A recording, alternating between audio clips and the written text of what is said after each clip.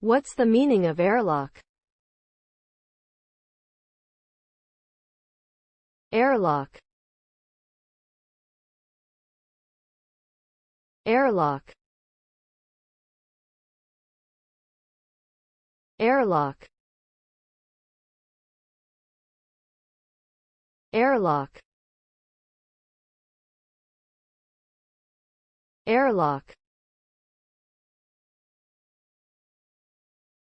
An airlock is a device used to maintain a separation between two different environments, typically by controlling the flow of air or other gases. Airlocks are commonly used in spacecraft, submarines, and laboratories to prevent contamination and maintain pressure differentials. In space, an airlock is used to allow astronauts to exit and enter a spacecraft without losing the vessel's air supply.